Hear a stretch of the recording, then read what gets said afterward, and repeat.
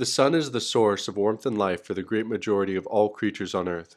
The food chain starts with the sun, but even as it's the source of life and comfort to us all, so too is it a force for pain, discomfort, and death. Just as cosmic rays imbue plants with life, so too do those rays suck the moisture from the soil and scorch lands with drought. When one stares too long at its divine beauty, one will be blinded by its incandescence. We have seen this solar duality in Miss Miller's poems.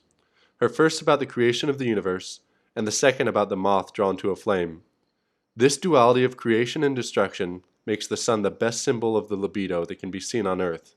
Jung considers these concepts to be the fundamental ideas of religion and astral mythology. In modern times, we have psychologically separated ourselves from nature. There are artificial things, and there are natural things. Maybe this has validity in today's industrial world, but as creatures we developed as nothing more than another species of animal in nature. In On the Genealogy of Morals, the second essay, Nietzsche reminds us that the longest period of human development is the prehistoric period.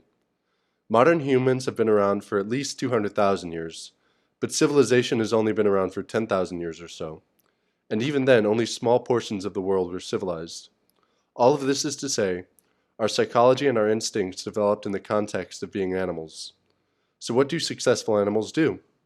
They get enough food for themselves and the group, and they reproduce. Today we have developed our rational brain enough to question these drives.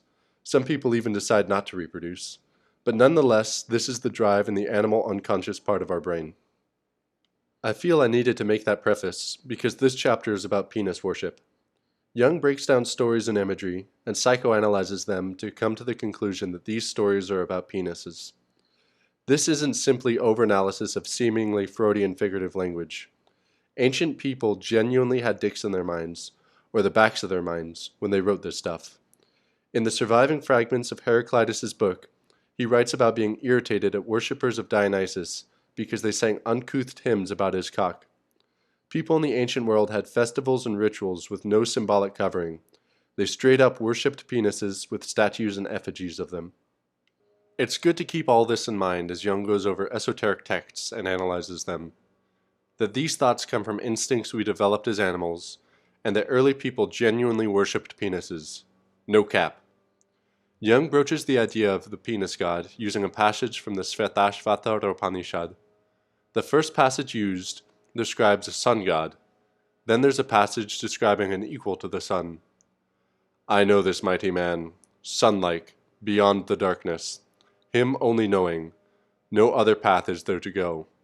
The man the size of a thumb, the inner self, sits ever in the heart of all that's born. By mind, mind ruling the heart, is he revealed, that they who know, immortal they become. I'm sure many of you are confused by the reference to this thumb-sized man. We have to remember this text comes from ancient India. For people watching this video, replace thumb-sized man with Pringle can-sized man, and the cryptic message becomes clear. They are talking about a penis. The purpose of life is for an organism's genes to multiply and prosper, so reproduction is our way of achieving immortality. Therefore, knowing the thumb-sized man makes one become immortal. As I have already made clear in this series, the human ability for symbolism and metaphor has allowed us to take these drives and apply them to unrelated things.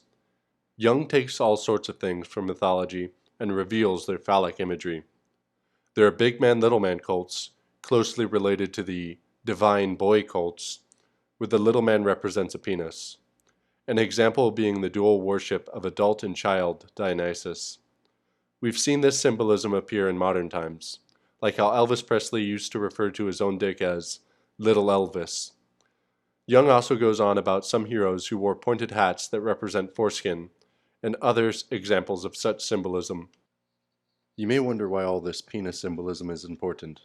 It all seems weird, but this symbolism builds up to something that's a key idea for the rest of the book. The penis and the sun themselves are psychological symbols of the libido. To give an oversimplified narrative, the idea of the libido evolved from the idea of will to power, which evolved from the idea of will to life. These ideas are about the driving forces of our action.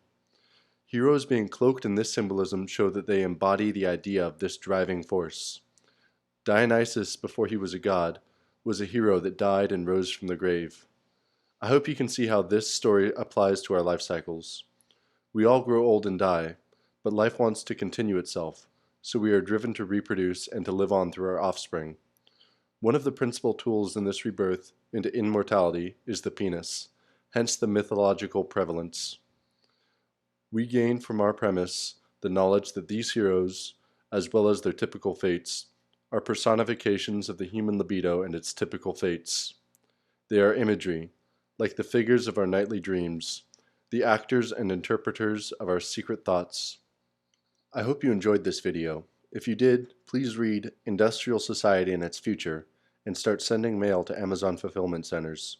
Godspeed.